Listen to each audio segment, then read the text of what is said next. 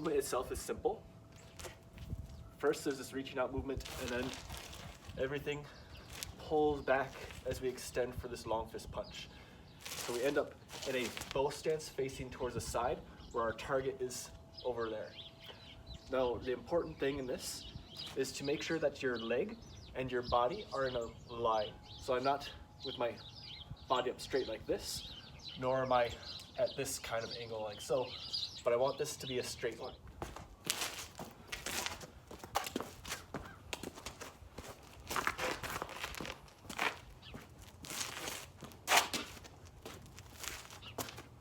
So one of the theories in long fist is the idea of maintaining range. So maintaining range means that I want to essentially be able to attack with all 4 of my limbs at the same time, ideally. So I want to be able to attack with both of my legs and both of my arms at any distance. So the 2 ways of doing this is, one, because these 2 are not the same length, obviously they're different ranges. But if I can either make my legs shorter or make my arms longer, that's the idea of maintaining range. So in one case, I may pull my hips back, so now these are attacking on the same range, whereas before, now they're different ranges. Or I can try to make my arm longer by getting a little bit extra distance out of my body here. So in a punch like this, you can see I'm taking advantage of the hidden distance within my chest, as well as a little bit of sink as well, to get these to equal the same length, rather than here where I'm staying up straight and these are obviously 2 different distances. Shrink, expand, open, close. So the idea is shrink, expand is like this, open, close is like this. It's the idea of opening and closing the joints, which all martial arts, no matter what style you practice, they all work in open, close, shrink, expand. So in this one, we're essentially going to make our arm longer by gaining this extra distance by both turning to the side and giving the lean. Because just turning to the side will not get this to be equaling the same length. But if I give the lean, now it equals the same, which is why the lean is important.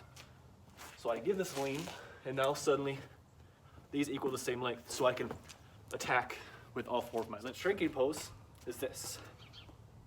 You might see it in classical Shaolin, where they shrink and they have this kind of position here. This is like typical, like kind of peekaboo boxing kind of thing, right? Like I'm trying to launch something through. Imagine like a harpoon being shot through. So if my arm is the harpoon, my legs are the gun that fire the harpoon, and it shoots through. So I'm not just going to be hitting the target and then my arm falls, right? The harpoon's not just gonna hit the target and fall, it's gonna shoot through. So if my arm is the harpoon, it shoots through the target. So the positioning is very much like I have one guard up by the face, I have one guard down by the groin, and I kind of have myself sideways with my opponent. So I'm not gonna be like this.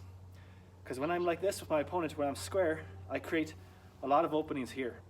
My torso is thick this way, but thin this way. So I don't want to give him the thick part, because that's more targets, and that's more chance that he's going to get something vulnerable. I rather want to give him my side, because it's a lot less target, and I'm able to protect it more, a lot easier. Step, punch, step, punch. Now that direction.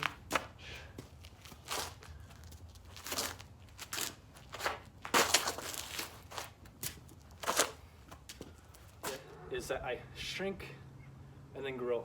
So when I come down into nail step, I shrink. So I'm trying to make myself a small target. And then I grow and I shrink. And I grow and shrink. Come up and then punch. I can do this in any direction.